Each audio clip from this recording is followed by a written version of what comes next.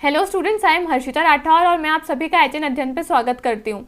तो जैसे कि हमारा जो हायर एजुकेशन वाला चैप्टर है वो कंटिन्यू था, तो उस चैप्टर के अंदर ही आज हम पढ़ेंगे दो टॉपिक्स, दोनों ही काफ़ी इंपॉर्टेंट टॉपिक्स हैं। उससे आपके कहना काफ़ी सारे क्वेश्चंस ऑलरेडी पीवाईक्यू में हमने देखे हुए हैं, तो हम ये अज्यूम कर सकते हैं कि आपका जो अभी जून वाला अटेम्प्ट होगा उसके अंदर भी आपके है ना इस टॉपिक से जुड़े हुए क्वेश्चंस आपसे पूछे जा सकते हैं। ठीक है, तो दोनों टॉपिक आज जो भी हम पढ़ने वाले दोनों ही काफ़ी इंपॉर्टेंट टॉपिक्स हैं। अब कौन कौन से टॉपिक्स के बारे में हम पढ़ेंगे, सबसे पहले हम देखेंगे टाइप्स ऑफ यूनिवर्सिटीज़ के बारे में। काफ़ी डिफरेंट टाइप्स ऑफ यूनिवर्सिटीज़ हैं जो कि हमारे सिलेबस में गिवन है। सेंट्रल यूनिवर्सिटीज़ हैं, स्टेट यूनिवर्सिटीज़ हैं, प्राइवेट यूनिवर्सिटीज़ हैं, most important deemed to be universities हैं, जिन पे बच्चों को काफ़ी कन्फ्यूजन होता है कि डीम्ड यूनिवर्सिटीज़ होती क्या है, उनके बारे में भी हम डिटेल में देखेंगे। तो पहला टॉपिक तो है हमारा टाइप्स ऑफ यूनिवर्सिटीज़ का। उसके बाद में हम देखेंगे काफ़ी डिफरेंट बॉडीज़ हैं हमारी हायर एजुकेशन में जो कि हमारे हायर एजुकेशन को संभालती है। पॉलिसी मेकिंग की बॉडीज़ अलग है, रेगुलेटरी बॉडीज़ अलग है, अक्रेडिटेशन की बॉडीज़ अलग है। तो जो भी डिफरेंट टाइप्स ऑफ बॉडीज़ दी हुई है हायर एजुकेशन में, जो भी हमारे हायर एजुकेशन को संभालती है, उसको हम मेजरली पढ़ेंगे इस वीडियो के अंदर। ठीक है, हम स्कूल एजुकेशन के बारे में ज़्यादा नहीं पढ़ते हैं हायर एजुकेशन में, क्योंकि हमारे चैप्टर का नाम ही दिया हुआ है हायर एजुकेशन। ठीक है, तो हमको बेसिकली उन्हीं फैक्टर्स पे ज़्यादा स्ट्रेस करना है जो हमारी हायर एजुकेशन से रिलेटेड है। स्कूल एजुकेशन हो गया, हमारी प्राइमरी एजुकेशन हो गया, उसके बारे में हमको इतना ज़्यादा पढ़ने की ज़रूरत नहीं है, लेकिन हायर एजुकेशन से जो भी फैक्टर्स आपके जुड़े हुए हैं वो आपको पढ़ने पड़ते हैं हायर एजुकेशन वाले चैप्टर के अंदर। ठीक है, तो यहाँ भी जो भी आपके है ना जो भी आपकी है ना बॉडीज़ हैं जो आपकी हायर एजुकेशन सेक्टर से जुड़ी हुई है, उन बॉडीज़ के बारे में हम देखेंगे और टाइप्स ऑफ यूनिवर्सिटीज़ के बारे में देखेंगे। ठीक है, तो सबसे पहले हम शुरू करते हैं हमारी क्लास को टाइप्स ऑफ यूनिवर्सिटीज़ से। सबसे पहले हम देखते हैं हमारी टाइप्स ऑफ यूनिवर्सिटीज़ में सबसे पहली टाइप ऑफ यूनिवर्सिटी आती है सेंट्रल यूनिवर्सिटी, जिसको हम बोलते हैं केंद्रीय विश्वविद्यालय। अब नाम में आपको पता चल रहा है कि केंद्रीय विश्वविद्यालय, ऐसे विश्वविद्यालय जो कि आपके सेंटर लेवल के हैं, आपके केंद्रीय लेवल के हैं। ठीक है, तो central universities are established through an act in parliament and are funded by union government. मतलब केंद्रीय विश्वविद्यालय संसद में एक अधिनियम के माध्यम से स्थापित होते हैं और केंद्र सरकार द्वारा ही वित्त पोषित होता है। यानी कि जो आपके सेंट्रल यूनिवर्सिटीज़ हैं इनको इस्टेब्लिश कौन करती है, सेंट्रल गवर्नमेंट ही करेगी, यानी कि एक्ट ऑफ पार्लियामेंट जो है एक एक्ट पास करती है और उस एक्ट के द्वारा ही सेंट्रल यूनिवर्सिटीज़ जो है वो इस्टेब्लिश होती है, वो स्थापित होती है। ठीक है, संसद में एक अधिनियम पास होता है, उसके माध्यम से ही आपके जो है ना केंद्रीय विश्वविद्यालय हैं, सेंट्रल यूनिवर्सिटीज़ जो है वो स्थापित होती है और यूनियन गवर्नमेंट ही इनको क्या करती है, फंड प्रोवाइड करती है, इनको वित्त पोषित करती है। ठीक है, क्योंकि नाम में पता चल रहा है सेंट्रल यूनिवर्सिटी है तो स्टेट का ज़्यादा रोल नहीं रहेगा इन पे। सेंट्रल यूनिवर्सिटी है, ये डायरेक्टली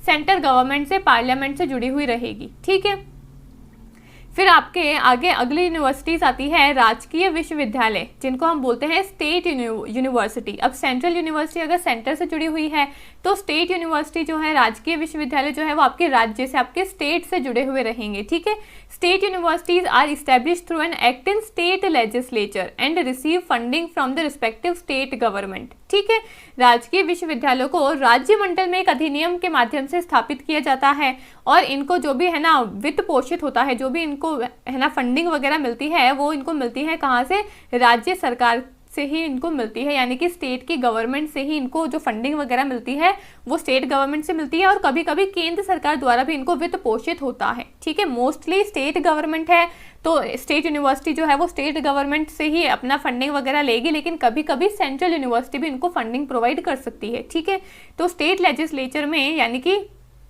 आपकी स्टेट लेवल पे जो भी आपकी लेजिस्लेचर है वहाँ पे आपका है ना एक्ट पास होता है और उस एक्ट के तहत आपके स्टेट यूनिवर्सिटीज़, आपकी राजकीय विश्वविद्यालय जो है वो स्टैब्लिश होती है। सेंट्रल यूनिवर्सिटी पार्लियामेंट में एक्ट पास होता है, उसके तहत स्टैब्लिश होती है। स्टेट यूनिवर्सिटी स्टेट में एक्ट पास होता है, स्टेट लेजिस्लेचर में एक्ट पास होता है और उसके तहत स्टेट यूनिवर्सिटी जो है वो स्टैब्लिश होती है। ठीक है, एक इंपॉर्टेंट बात है, सेंट्रल यूनिवर्सिटी के जो चांसलर होते हैं वो कौन होते हैं, आपके प्रेसिडेंट होते हैं। ठीक है, और स्टेट यूनिवर्सिटी के जो आपके चांसलर होते हैं वो कौन होते हैं, आपके गवर्नर होते हैं। ये भी आपको पता होना चाहिए कि सेंट्रल यूनिवर्सिटी में चांसलर होते हैं प्रेसिडेंट, स्टेट यूनिवर्सिटी में चांसलर होते हैं आपके गवर्नर, ठीक है। सेंट्रल यूनिवर्सिटी की फंडिंग वगैरह सेंट्रल गवर्नमेंट करती है। स्टेट यूनिवर्सिटी की फंडिंग वगैरह जिस स्टेट में वो यूनिवर्सिटी स्थापित है वो स्टेट की गवर्नमेंट उस यूनिवर्सिटी को क्या करेगी, फंडिंग वगैरह प्रोवाइड करेगी, आपका वित्त पोषित करेगी, ठीक है। लेकिन स्टेट यूनिवर्सिटी को कभी कभी सेंट्रल गवर्नमेंट भी फंड प्रोवाइड कर सकती है, ठीक है। बाकी मेजरली जो भी फंडिंग वगैरह है वो उस स्टेट के गवर्नमेंट द्वारा ही जाती है उस स्टेट की यूनिवर्सिटी को, ठीक है। तो ये थी आपकी सेंट्रल यूनिवर्सिटी और स्टेट यूनिवर्सिटी की बात। अगली आती है आपकी डीम्ड टू बी यूनिवर्सिटीज, यानी कि तुल्य विश्वविद्यालय। अब डीम्ड टू बी यूनिवर्सिटीज क्या होती है? डीम्ड टू बी यूनिवर्सिटीज ऐसी यूनिवर्सिटीज होती है, ये ना ही आपकी सेंट्रल यूनिवर्सिटी में आती है, ये ना ही आपकी स्टेट यूनिवर्सिटी में आती है, ये ना ही आपकी प्राइवेट यूनिवर्सिटी में आती है। प्राइवेट यूनिवर्सिटी क्या होती है? जो कि एक प्राइवेट एंटिटी द्वारा स्थापित की जाती है। अभी आगे मैं आपको समझाऊंगी इसको डिटेल में भी, ठीक है। तो ये ना ही सेंट्रल यूनिवर्सिटी होती है, ना ही स्टेट की यूनिवर्सिटी होती है, ना ही ये आपकी प्राइवेट यूनिवर्सिटी होती है। लेकिन डीम्ड टू बी यूनिवर्सिटी जो है वो होती है आपकी वुड बी सेंटर यूनिवर्सिटी। ये होती है आपकी would be central university. Would be मतलब जो अभी सेंट्रल यूनिवर्सिटी बनी नहीं है, लेकिन ये सेंट्रल यूनिवर्सिटी बनने वाली है। तो कोई भी यूनिवर्सिटी को अगर सेंट्रल यूनिवर्सिटी बनना होता है तो वो डायरेक्टली सेंट्रल यूनिवर्सिटी नहीं बन सकती है। सेंट्रल यूनिवर्सिटी बनने के लिए उनको डीम्ड टू बी यूनिवर्सिटी के रास्ते से होकर जाना पड़ता है। मतलब पहले यूनिवर्सिटीज जो है वो डीम्ड टू बी यूनिवर्सिटी के क्राइटेरिया में आती है। अब डीम्ड टू बी यूनिवर्सिटी बनने के लिए जो भी आपकी यूनिवर्सिटी वगैरह है उनको कुछ ना कुछ क्राइटेरिया को फॉलो करना पड़ता है, कुछ ना कुछ क्राइटेरिया को मेंटेन करना होता है। अब वो क्राइटेरिया क्या है वो भी मैं आपको भी बताऊंगी डिटेल में, ठीक है। अब जो भी यूनिवर्सिटी अगर इस क्राइटेरिया को फॉलो कर देती है तो वो डीम्ड टू बी यूनिवर्सिटी में आती है। और डीम्ड टू बी यूनिवर्सिटी का मतलब होता है वुड बी सेंट्रल यूनिवर्सिटी। वो यूनिवर्सिटी अभी सेंट्रल यूनिवर्सिटी बनी नहीं है, ठीक है। सेंट्रल गवर्नमेंट ने उसको अभी सेंट्रल यूनिवर्सिटी उसको बनाया नहीं है, लेकिन वो सेंट्रल यूनिवर्सिटी बनने वाली है। वुड भी लिखा हुआ है ना, यानी कि वुड बी सेंट्रल यूनिवर्सिटी। अभी वो यूनिवर्सिटी बनी नहीं है लेकिन बनने वाली है सेंट्रल यूनिवर्सिटी, ठीक है। अब डीम्ड टू बी यूनिवर्सिटी के कुछ क्राइटेरिया होते हैं। अगर वो क्राइटेरिया कोई भी यूनिवर्सिटी फॉलो करती है तो वो डीम्ड टू बी यूनिवर्सिटी के आपके क्राइटेरिया के अंदर आ जाती है, डीम्ड टू बी यूनिवर्सिटी के क्राइटेरिया में आ जाती है वो यूनिवर्सिटी, ठीक है। अब वो क्राइटेरिया क्या क्या हैं? वो कुछ कंडीशंस हैं। सबसे पहली कंडीशन है university should be there in existence for last 20 years.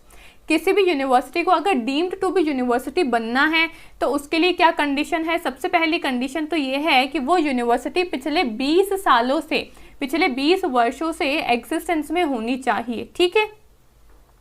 वो यूनिवर्सिटी पिछले 20 वर्षों से अस्तित्व में होनी चाहिए, ठीक है। 20 सालों से आपके एग्जिस्टेंस में वो यूनिवर्सिटी होनी चाहिए, तभी वो डीम्ड टू बी यूनिवर्सिटी बन सकती है। कोई यूनिवर्सिटी अभी अगर नई नई स्थापित हुई है, 1-2 साल ही हुए हैं, तो वो डीम्ड टू बी यूनिवर्सिटी के क्राइटेरिया में नहीं आ सकती है।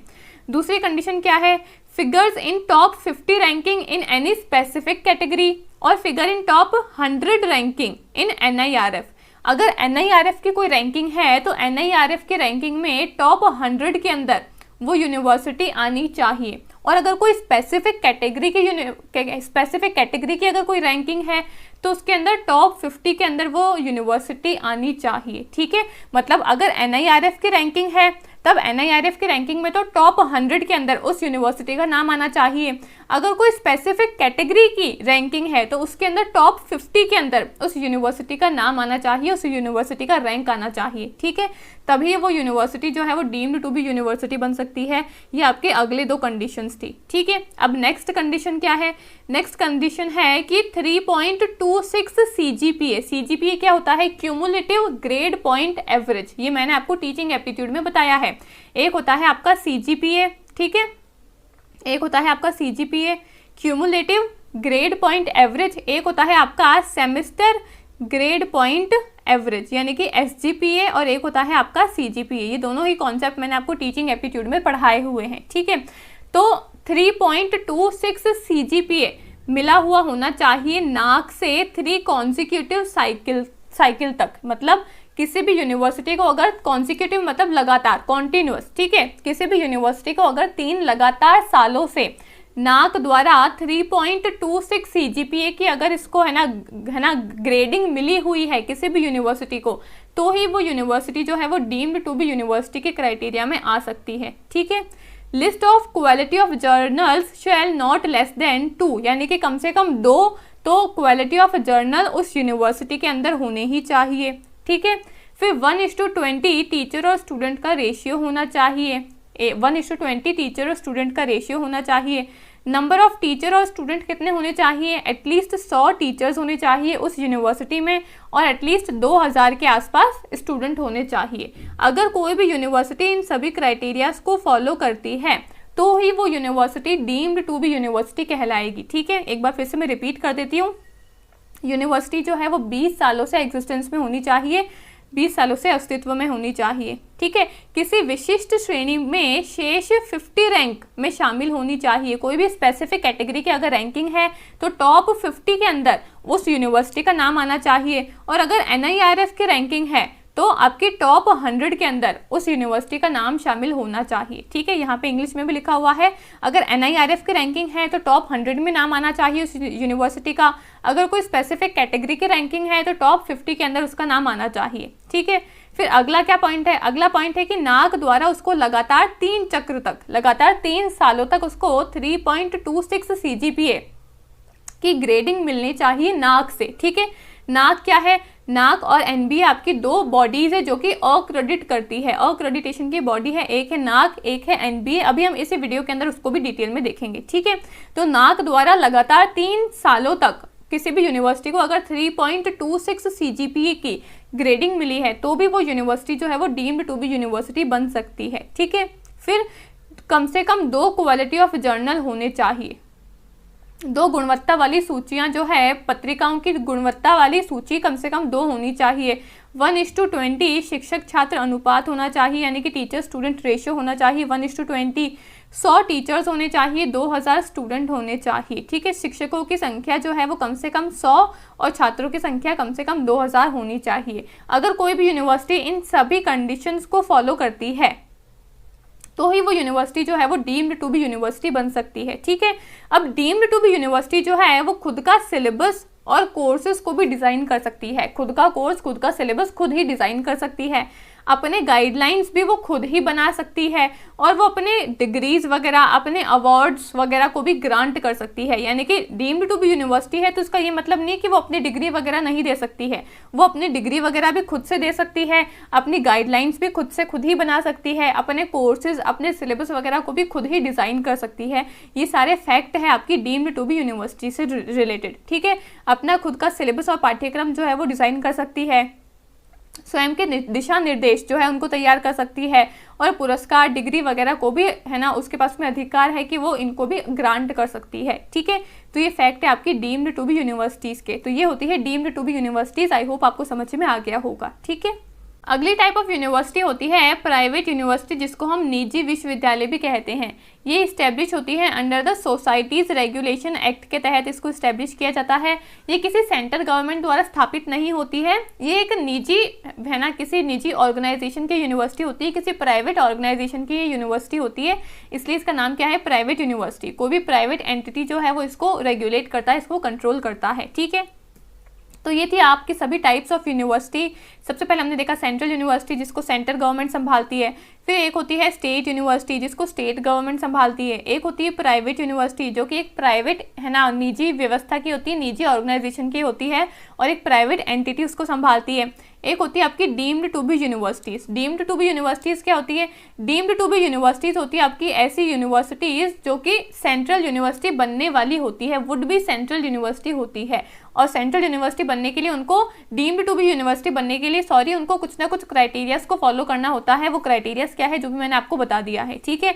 ये सभी टाइप्स ऑफ आपकी यूनिवर्सिटीज़ हैं, ये सभी क्या है आपकी टाइप्स ऑफ यूनिवर्सिटीज़ हैं। इतनी सारी टाइप्स की हमारी यूनिवर्सिटीज़ होती हैं इंडिया के अंदर। सेंट्रल यूनिवर्सिटी, स्टेट होती है, प्राइवेट होती है, और डीम्ड टू बी यूनिवर्सिटीज़ होती है, ठीक है। पहला टॉपिक जो भी हमारा टाइप्स ऑफ यूनिवर्सिटीज़ का था वो हमारा फिनिश हो चुका है। अब नेक्स्ट हमारा टॉपिक है रेगुलेटरी फ्रेमवर्क। हायर एजुकेशन को इंडिया में कौन कौन सी बॉडीज़ जो है वो रेगुलेट करती है, कौन कौन सी बॉडीज़ जो है वो हायर एजुकेशन को मेंटेन करती है, उसको अब हम पढ़ेंगे, ठीक है। कुछ बॉडीज़ होती है पॉलिसी मेकिंग बॉडीज़, जो हायर एजुकेशन से रिलेटेड कुछ भी पॉलिसीज़ वगैरह बनानी होती है, तो आपकी MHRD हो गई जिसको अब हम बोलते हैं मिनिस्ट्री ऑफ एजुकेशन, वो संभालती है ना। State council for higher education संभालती है, CABE central advisory board of education संभालती है, और एसोसिएशन ऑफ इंडियन यूनिवर्सिटीज संभालती है, ठीक है। ये सभी है आपकी कौन सी पॉलिसी मेकिंग बॉडीज़ है। फिर कुछ बॉडीज होती है आपकी रेगुलेटरी बॉडीज, ठीक है, जो कि एक प्राइवेट डिपार्टमेंट को रेगुलेट करने का काम करती है, जैसे ICHR हो गया, ICSSR हो गया, बार काउंसिल ऑफ इंडिया हो गया, मेडिकल काउंसिल ऑफ इंडिया हो गया, UGC हो गया, हमारा यूनिवर्सिटी ग्रांट कमीशन, ठीक है। और फिर कुछ बॉडीज होती है अक्रेडिटेशन की बॉडीज, जो कि क्या करती है, अक्रेडिट करती है, यानी कि हमको जो ग्रेड्स है, ग्रेडिंग प्रोवाइड करती है। आपने देखा होगा ना, काफी सारी यूनिवर्सिटी के आगे लिखा होता है ये है ना, नाक द्वारा A+ ग्रेडिंग इसको मिली है, A++ ग्रेडिंग मिली है। तो जो ग्रेड्स देती है वो ग्रेड कौन देती है, ये अक्रेडिटेशन की काउंसिल। ये काउंसिल में आती है आपकी दो बॉडीज, एक होती है NBA, एक होती है नाक, ठीक है। अब हम धीरे धीरे करके इन सभी यूनिवर्सिटीज को डिटेल में देखते हैं। सबसे पहले हम देखते हैं policy making bodies. Policy making bodies कौन होती है, जो भी हायर एजुकेशन से जुड़ी हुई जो भी पॉलिसीज बनाती है वो होती है आपकी पॉलिसी मेकिंग बॉडीज, ठीक है। इसमें सबसे पहले आती है आपकी MHRD, जिसको अभी हम बोलते हैं MOE। इसका जो नाम है वो बदल के मिनिस्ट्री ऑफ है ना एजुकेशन हो गया है, MOE, ठीक है। ये डील करती है आपकी स्कूल एजुकेशन से भी और आपकी हायर एजुकेशन से भी। मिनिस्ट्री ऑफ एजुकेशन जो है वो आपकी स्कूल एजुकेशन और आपकी हायर एजुकेशन दोनों से ही डील करती है, ठीक है।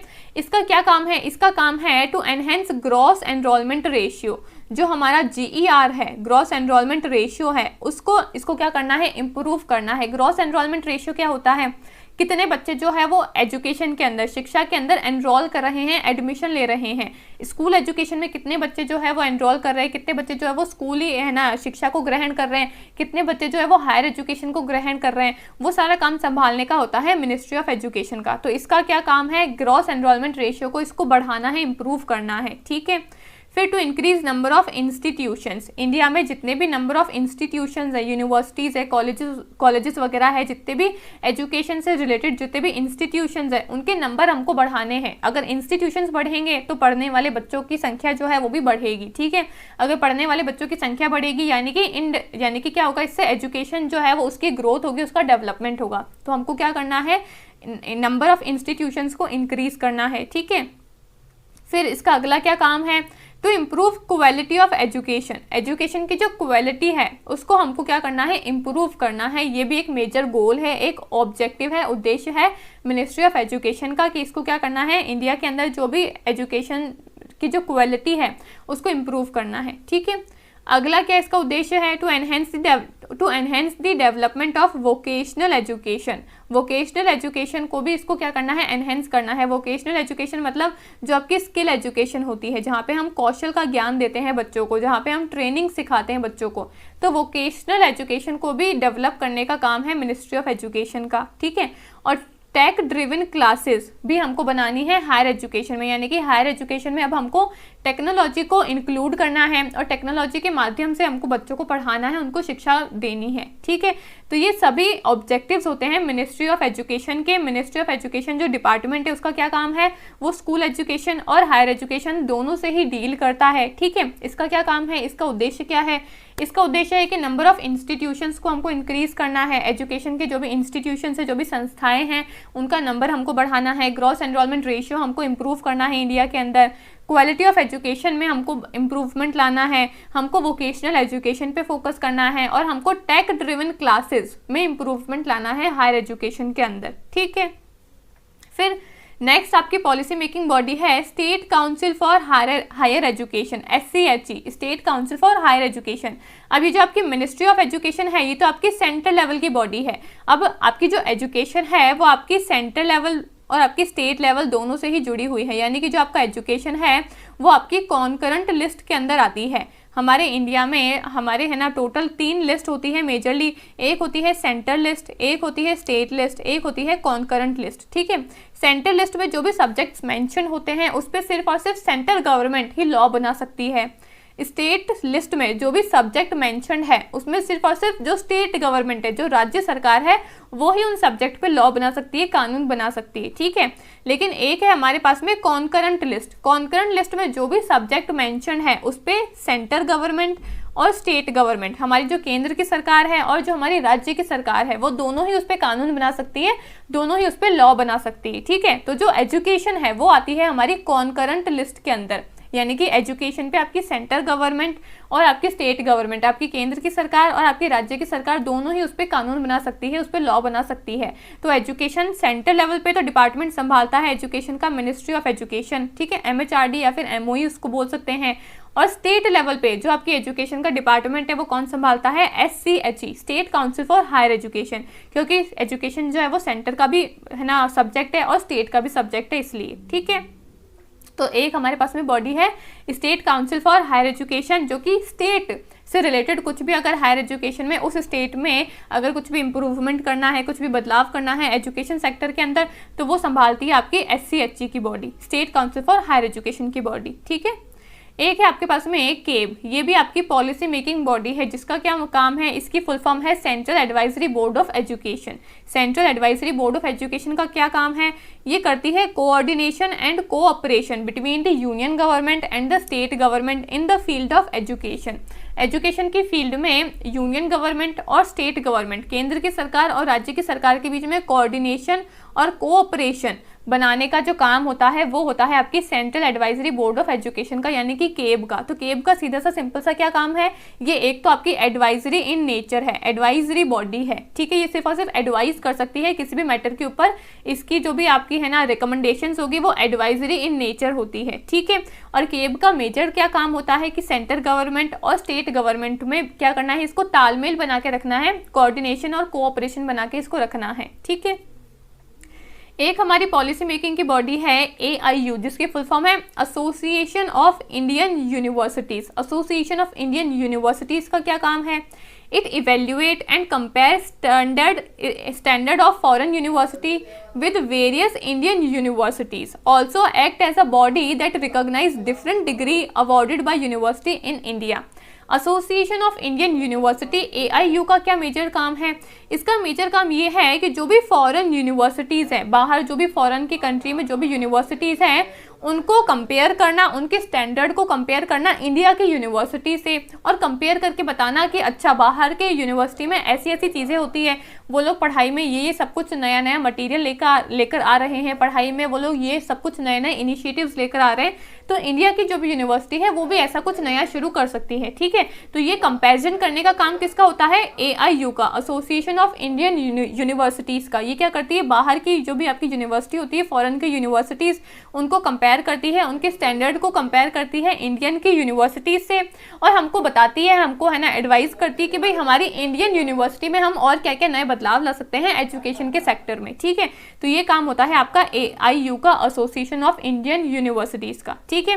तो ये चार बॉडीज़ होती है हमारी policy making bodies higher education sector के अंदर, MHRD, SCHE, केब और AIU, ठीक है। यहाँ पे हिंदी में भी लिखा हुआ है।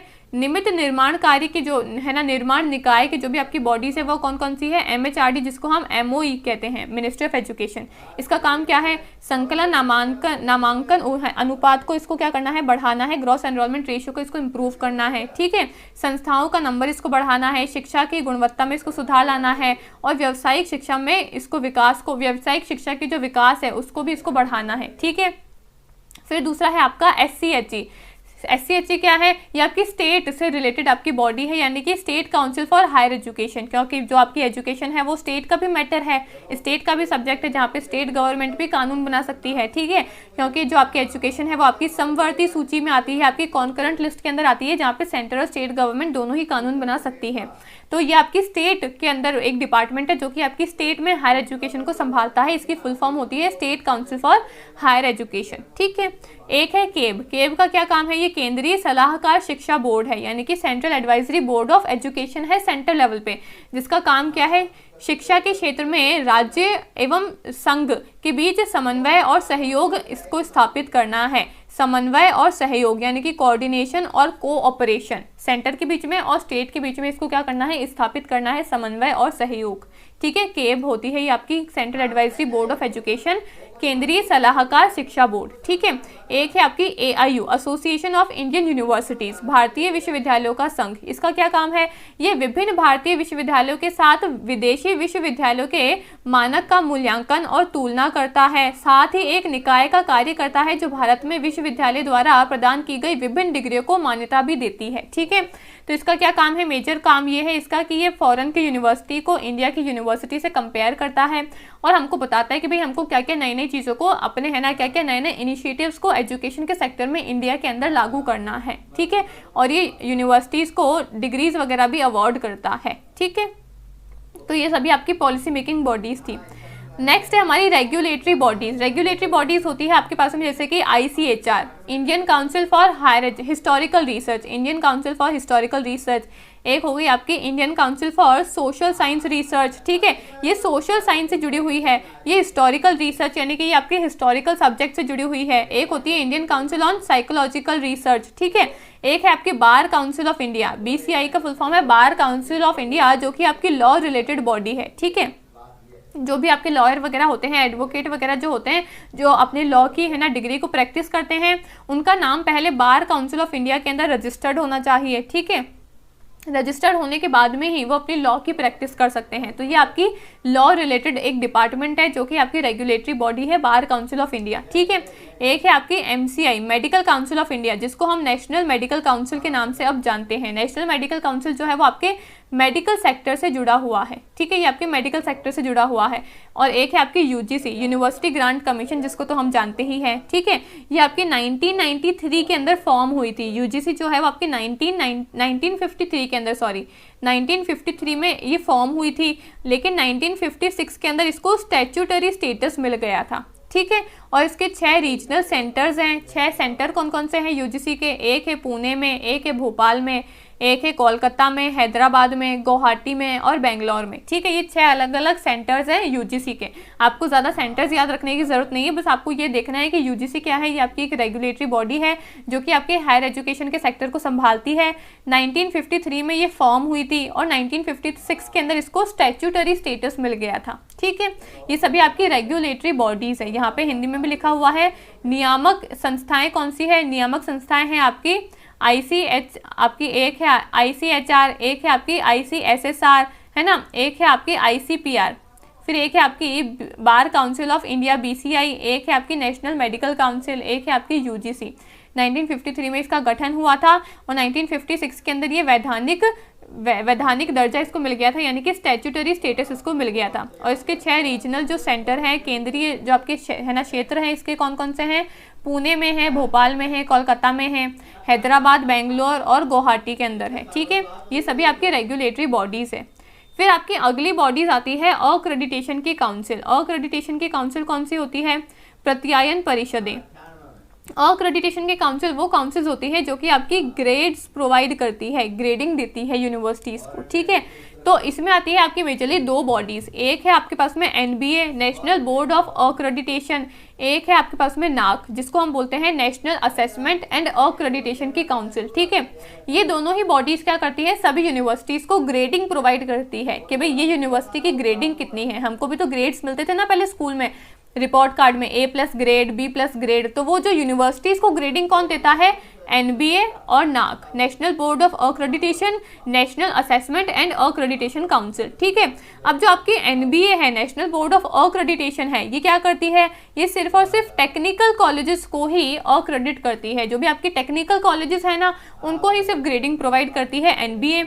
और जो आपकी NAAC है वो टेक्निकल कॉलेजेस और नॉन टेक्निकल कॉलेजेस दोनों को ही क्या करती है? ग्रेडिंग प्रोवाइड करती है। ठीक है, इस जो आपकी NBA है उसका हेडक्वार्टर है दिल्ली के अंदर, जो आपकी NAAC है उसका हेडक्वार्टर है आपकी बेंगलुरु के अंदर। ठीक है, तो आपके पास में 2 अलग अलग बॉडीज़ है अक्रेडिट करने के लिए, ग्रेडिंग प्रोवाइड करने के लिए। एक है NBA, एक है NAAC। ठीक है, यहाँ पे हिंदी में लिखा हुआ है प्रत्यायन परिषद, हमारे पास में 2 है, एक है NBA, एक है हमारे पास में NAAC। NBA का मुख्यालय कहाँ है? दिल्ली के अंदर है। और ये सिर्फ और सिर्फ तकनीकी कॉलेजेस को ही मान्यता प्रोवाइड करती है, ग्रेडिंग प्रोवाइड करती है। लेकिन NAAC क्या है? राष्ट्रीय मूल्यांकन एवं प्रत्यायन परिषद है।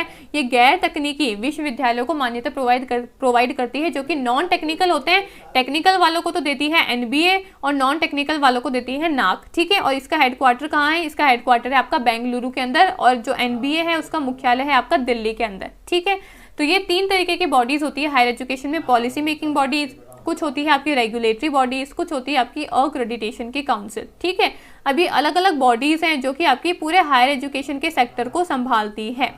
ठीक है, अभी तक तो ये सिस्टम चल रहा है इंडिया में, लेकिन अभी जो आपकी NEP 2020 आई है, जब मैं आपको NEP वाली क्लास लूंगी ना, तब मैं आपको इस चीज़ के बारे में डिटेल में बताऊंगी, ठीक है।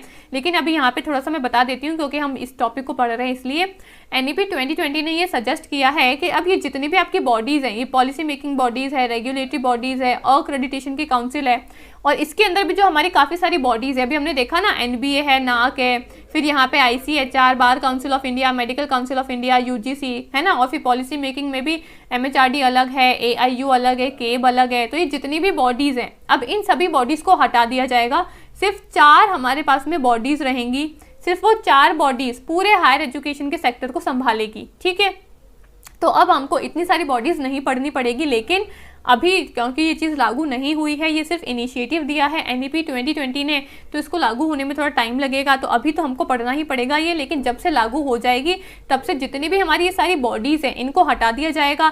सिर्फ 4 डिपार्टमेंट जो हैं वो हमारे रहेंगे, जो पूरा हायर एजुकेशन को संभालेंगे, ठीक है। अभी 4 डिपार्टमेंट कौन कौन से हैं ये मैं आपको पढ़ाऊंगी, जब मैं आपको NEP 2020 की क्लास में पढ़ाऊंगी ना, तब मैं आपको ये चारों डिपार्टमेंट के बारे में बताऊंगी, ठीक है। लेकिन अभी हमको इन सारी बॉडीज़ को पढ़ना है कि पॉलिसी मेकिंग बॉडीज़ कौन कौन सी है, रेगुलेटरी बॉडीज़ कौन कौन सी है, अक्रेडिटेशन की काउंसिल कौन कौन सी है, ठीक है।